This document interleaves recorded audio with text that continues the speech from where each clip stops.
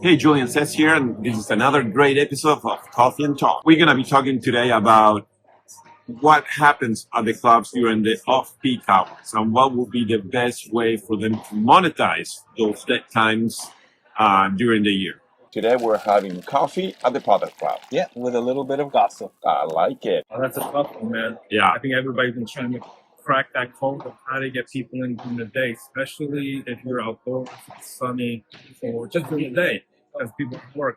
Those are the dead times, from, let's say, 10 to like 4 or 5. Yeah. It's empty. Yeah. And it's just not your club, it's all the clubs. And this is a worldwide, phenomenon. I mean, it doesn't matter if you're in New Delhi, Kuala Lumpur, Johannesburg. It doesn't matter. It's how do you feel those dead times? I'm usually right in the middle of the day is where you have those dead times. And I'll be honest, nobody's been able to figure out. As soon as somebody does, we're going to increase the revenue by 30, 40, 50% in the club. But we're going to talk a little bit about some things that we've seen down here in other clubs. Okay.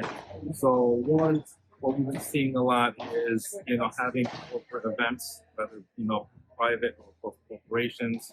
They talk to HR, get to have employees day. They do kind of like a tournament.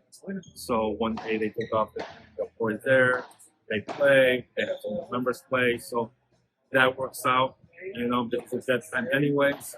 And maybe you could pull some of those employees to become members or that, right? We also been seeing working with individual organizations that have leagues, especially women. Down here is a lot of women, they're homemakers, they just go to school, they have that free time, so they can come and play during the day. So we've seen that. What else have we seen? Well, I mean, me as a club manager, I think one of the issues is a manager or a club director, call it. It's one of the issues that we had, always had in different clubs. It's how to fill those courts. And I always believe that I'd rather make some money than no money whatsoever. Yeah. So reducing the court time prices to see if we can get some traction. Each day is different. So weekends, in the middle of the day, here in South Florida, usually Saturdays and Sundays in the afternoons, they are difficult to fill all the courts. So creating some incentives for them to bring them on weekends to the club where people have more free time. But during the week, in the middle of the day, it's crucial to find that issue. I mean, the corporates, yes, you might be able to do it, but it's not a guaranteed thing because not all the corporations have that free time in the middle of the week, in the middle of the day, to send all the employees and they have to take showers and you probably provide showers and all that. We work for a few different clubs, Greenwood being one that's known. What were some of the tactics there that they tried to use? Or did they just kind of okay, we're not going to, we know that's a dead zone and they lower the prices? I mean, have you seen now some of the clubs lower the prices to try to get some of the players that are playing evening, if they could play during the day, to do that? Yeah. Spots. So that's another tactic we've seen. We've also seen here at the reserve, outsourcing its yoga. It seems like they're pushing kind of like the women. A lot of times they're homemakers, so they're able to get that step in here. So they're putting out the yoga companies, come out here and do yoga or other type of event. Yeah, but I mean that's the case if you have an indoor facility, which is a completely different thing.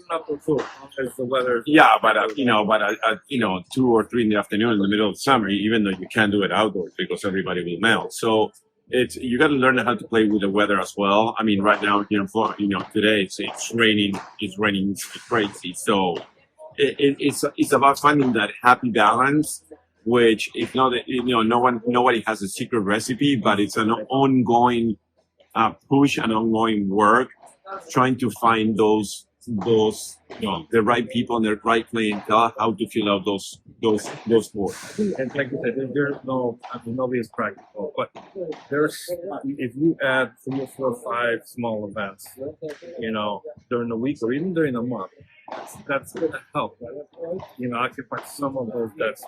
So it's not just one thing. It's kind of like trying to figure working with certain strategies and getting some of them.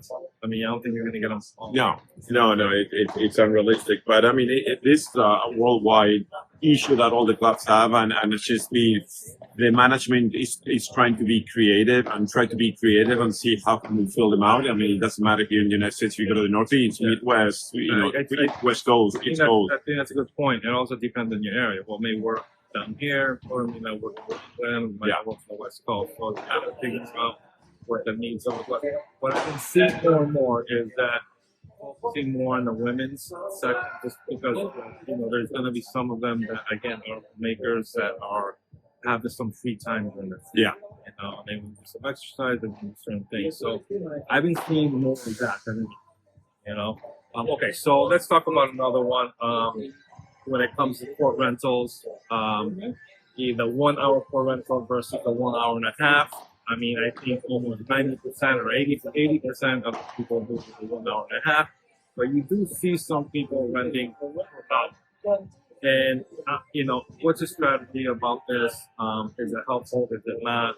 Of course, if you do 1 hour, most people want to play 3 sets, so they're kind of sometimes obligated, forced to get 2 hours, right?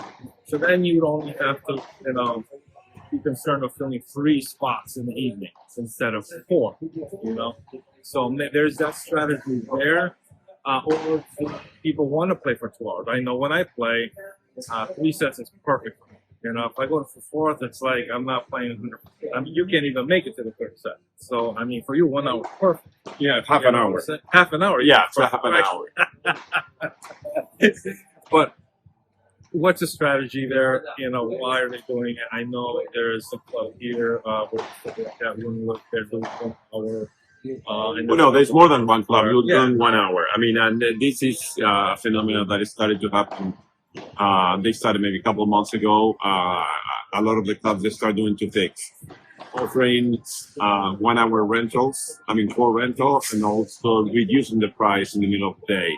So that's, now we get a question, ask ourselves, is that because, try to bring more revenue to the club and be more creative? But I think it's that part of, the market, what the market is telling you. I think it's learning as we go and trying different things. Now that we have more clubs in South Florida, so you have more competition. So now your piece of the pie is getting smaller and smaller. If you're not creative, they're going to go somewhere else. So either you're going to be finding core availability, pricing, and coaching and programming. What type of programming you're offering? Why do I want to go to that club? Because it's cheaper, because I like it, because it's I can play for 1 hour. They're cheaper than other clubs. So that's an interesting question that all clubs are asking right now. How to be creative. Let's say you're in a certain place. Now they put a club north of you and south of you.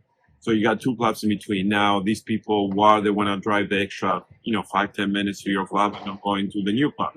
So those questions, it's going to be interesting, in 4 or 5 months to start seeing the numbers and where the players are migrating from one club to the other one, because the offerings are pretty much the same.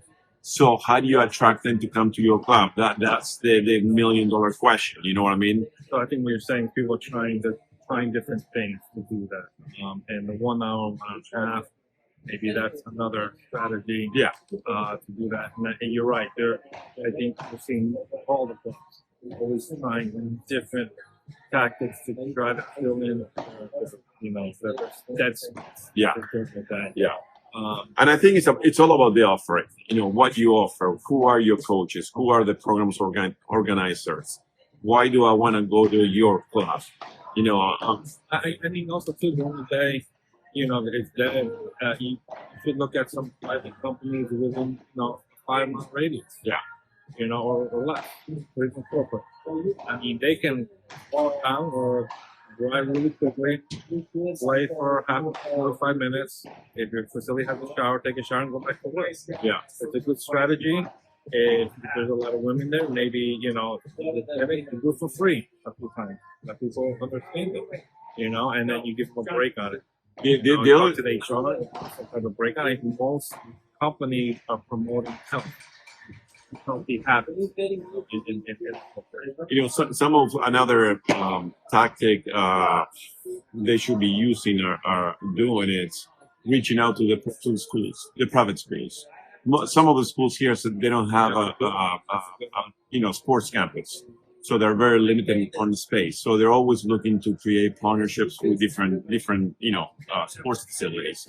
Padel is a great way for you to reach out to the school, bring the kids to do some PE.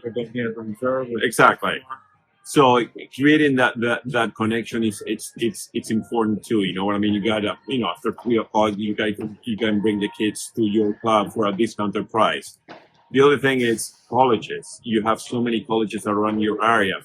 Reach out to the colleges and to the college students. Offer off-peak hours student discounts. That's great to do. To add to that is creating like after-school program, right? Yeah. Right, but instead of them paying for, maybe find a grant writer. Somebody can write a grant for private or corporate, and then you can get them to fund it. I mean, they have reserves there to be able to donate, right? To the right piece of stuff, and find the right grant writer, understand which corporation or private corporation is going to do that. They can put together, staff a salary and a budget for every year.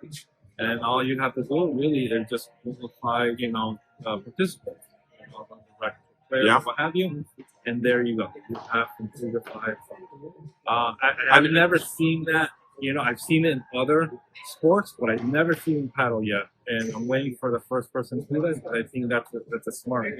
The other great way it's like they do it everywhere. It's offer, like I said, student discounts. I mean, if you're a college student, show your ID, you get 20-30% off.